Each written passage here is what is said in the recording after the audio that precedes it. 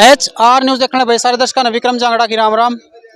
हाल फिलहाल भी रोहतक में मौजूद हूँ और हमारे साथ में जो है चंचल नांदल जी एडवोकेट साहब मौजूद हैं। पीछे आपने एक वीडियो देखी थी, इनकी एक प्रेस कॉन्फ्रेंस देखी थी और सारी की सारी बातें उन्होंने बता भी रखी हैं वैसे तो, लेकिन कुछ एक बात जो है आप लोगों के सवाल हमें करने जरूरी हैं।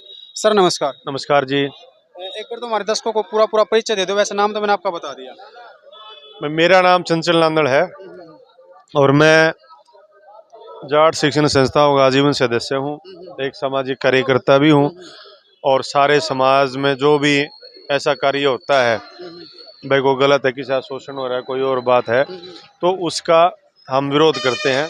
कोई सही बात है उसका पक्ष भी रखते हैं, चाहे वो शिक्षा की बात हो, चाहे आपका किसान आंदोलन हो, चाहे कोई भी ऐसा हो जो जिसमें समाज का अनित हो रहा है, उस कार्य में हम साथ रहते हैं, आगे रहते हैं। सीधा सीधा मतलब ये है कि समाज के कार्यों में सबसे आगे बढ़ चढ़ के भाग लो। सामाजिक कार्यकर्ता हूँ मैं ठीक है। और वो समाज का उस तरह का मैं समाज सेवक नहीं हूँ जो और तरह के लोग होते हैं। अपन समाज से जुड़े हैं, जुड़े रहेंगे अंतिम सांस तक। 2015 यानी कि 2012 में जो है जाट शिक्षण संस्थाएं जो है उनका एक इलेक्शन हुआ था, उसके बाद में कोई इलेक्शन नहीं हुआ है। ईब 2023 में यानी कि फरवरी में दोबारा इलेक्शन होने जा रहा है। भाई साहब जो हैं अपना लक आजमाओगे और बनने के बाद में क्या कुछ काम करवाओगे, एक बार जानकारी ले लें।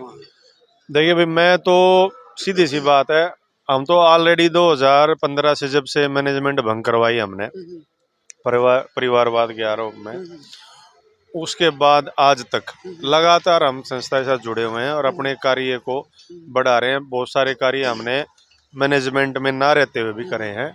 भाई को सड़क बनवानी है, प्रशासन से लड़के कोई गलत अपॉइंटमेंट होगी उसको कैंसिल करवाना है, कोई जो है आपका जो है कोई मूर्तियों का जीर्णोद्वार है, कोई समाधि का जीर्णोद्वार है, कोई जो है कोई अपॉइंटमेंट ऐसी होगी जो गलत तरीके से उसको हटवाना है, या किसी कुछ 80-90 करीब एसोसिएट प्रोफेसर्स को हटाने की बात थी खाम खाई, उनको हमने दोबारा रीइंस्टेट करवाया। तो बहुत सारे काम में गिन लग जाएंगे तो घना टाइम लग जाएगा। संस्था का किस प्रकार आपको नेता चुना जाए, क्या कुछ मतलब मुख्य उद्देश्य होंगे? नेता तो बनना है नहीं, नेता बनते गड़बड़ हो जाए। जो हमारी मैं बताता हूँ इसकी बात।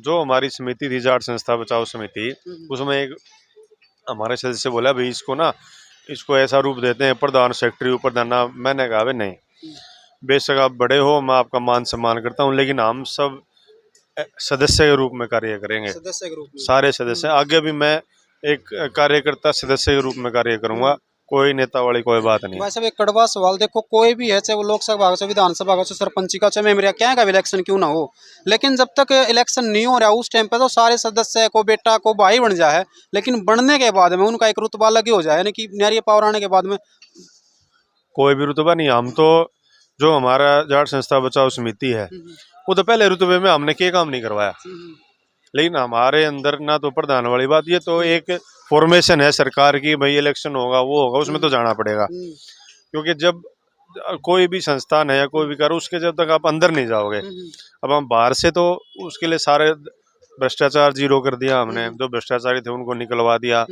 किसी का केस चल रहा है, किसी का नोटिफिकेशन हो गया, सारे हमने उनको हम जड़ तक लेके गए चीजों को।